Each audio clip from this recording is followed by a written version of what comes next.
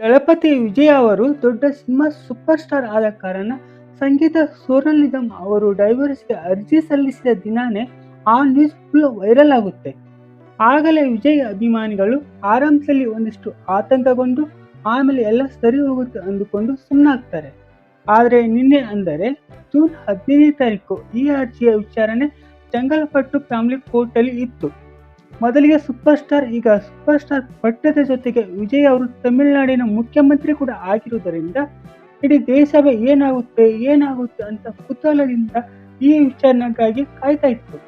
ಇವತ್ತಿನ ಈ ವಿಡಿಯೋದಲ್ಲಿ ದಳಪತಿ ವಿಜಯ್ ಹಾಗೂ ಸಂಗೀತ ಸೋನಲ್ ನಿಗಮ್ ಅವರ ಡೈವರ್ಸ್ ಕೇಸ್ ಮೊದಲಿನಿಂದ ಇಲ್ಲಿ ತನಕ ನಡೆದು ಬಂದ ಹಾದಿಯಾಗಿತ್ತು, ಮುಂದೆ ಏನಾಗಬಹುದು, ಹಾಗೆ ರೀಸೆಂಟ್ ಆಗಿ ವಿಜಯ್ ಅವರು ನಮ್ಮ ಕರ್ನಾಟಕದ ಕೊಲ್ಲೂರು ಮೂಕಾಂಬಿಕಾ ಟೆಂಪಲ್ಗೆ ಭೇಟಿ ನೀಡಿರುವುದರ ಹಿಂದಿನ ರಹಸ್ಯವೇನು ಅನ್ನೋದನ್ನ ಇವತ್ತಿನ ವಿಡಿಯೋದಲ್ಲಿ ಒಂದಿಷ್ಟು ಡೀಟೇಲ್ ಆಗಿ ನೋಡೋಣ.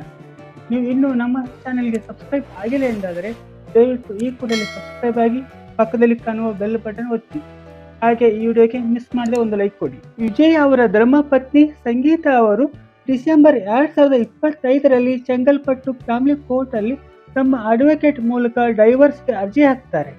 ಒಟ್ಟು 12 ಪುಟಗಳ ಈ ಅರ್ಜಿಯಲ್ಲಿ ಸಂಗೀತ ಅವರು ಡೈವರ್ಸ್ಗೆ ನೀಡಿರುವ ಕಾರಣಗಳು ಏನು ಅಂತ ನೋಡುವುದಾದರೆ, ಒಬ್ಬ ಫೇಮಸ್ ನಟಿ ಜೊತೆಗೆ ವಿಜಯ್ಗೆ ಸಂಬಂಧ ಇದ್ದು ಆ ವಿಷಯ ನನಗೆ 2021ರಲ್ಲಿ ಗೊತ್ತಾಯಿತು.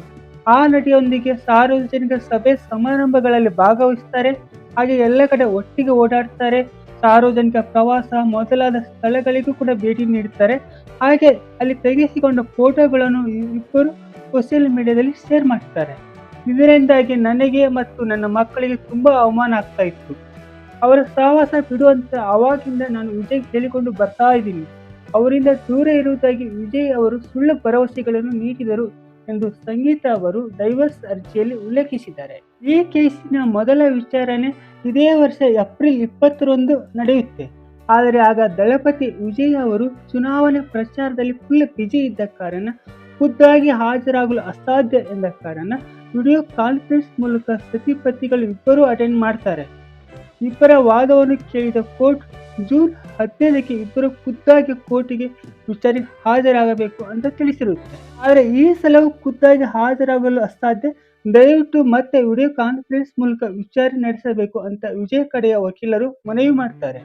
ಇದರಿಂದ ಕೋಪಗೊಂಡ ಕೋರ್ಟ್ ಇಡೀ ಕೇಸಿನ ವಿಚಾರಣೆಯನ್ನೇ ಈಗ ಮುಂದಿನ ತಿಂಗಳು ಅಂದರೆ ಆಗಸ್ಟ್ 27ಕ್ಕೆ ಮುಂದೂಡಿ ಆರ್ಡರ್ ಮಾಡಿದ್ದು, ಇಬ್ಬರು ಎನಿ ಕಂಡೀಷನ್ ಅವತ್ತು ಕೋರ್ಟ್ಗೆ ಖುದ್ದಾಗಿ ಬರಬೇಕು ಅಂತ ತಿಳಿಸಿ ಒಂದು ಬಿಗ್ ಟ್ವಿಸ್ಟ್ ಕೊಟ್ಟಿದೆ. ರೀಸೆಂಟ್ ಆಗಿ ನಮ್ಮ ಕರ್ನಾಟಕದ ಕೊಲ್ಲೂರು ಮೂಕಾಂಬಿಕಾ ಟೆಂಪಲ್ಗೆ ದಳಪತಿ ವಿಜಯ್ ಅವರು ಭೇಟಿ ಕೊಡ್ತಾರೆ. ಅವತ್ತು ಸಿಎಂ ಆಗಿದ್ದ MJR ಅವರಿಗೆ ಇಂದಿನ ವಿಜಯ್ ಅವರನ್ನು ಜನ ಹೋಲಿಕೆ ಮಾಡ್ತಾ ಇರುವುದರಿಂದ MJR ತರಾನೇ ಕೊಲ್ಲೂರು ಮೂಕಾಂಬಿಕಾ ಟೆಂಪಲ್ಗೆ ಮುಂದಿನ ರಾಜಕೀಯ ಜೀವನ ಸಕ್ಸಸ್ಫುಲ್ ಆಗಿರಲಿ ಅಂತ ಕೇಳ್ಕೊಳ್ಳಕ್ಕೆ ವಿಜಯ್ ಹೋಗಿದ್ದಾರೆ ಅಂತ ಜನ ಅನ್ಕೊಂತಾರೆ. MJR ಅವರಂತೆ ವಿಜಯ್ ಸಹ 1.5 kg ಬೆಳ್ಳಿ ದೇವಿಗೆ ಅರ್ಪಿಸ್ತಾರೆ. ಆದರೆ ನಿಜ ಏನೆಂದರೆ ವಿಜಯ್ ಅವರ ತಾಯಿಗೆ ತನ್ನ ಸೊಸೆ ಸಂಗೀತ ಅಂದರೆ ಪಂಚಪ್ರಾಣ. ಆದ್ದರಿಂದ ಸಂಗೀತರನ್ನು ಮತ್ತೆ ಮನೆಗೆ ಕರೆದುಕೊಂಡು ಬಂದು ಜೀವನ ಮಾಡುವಂತ ಒತ್ತಾಯ ಮಾಡ್ತಾ ಇದ್ದಾರೆ.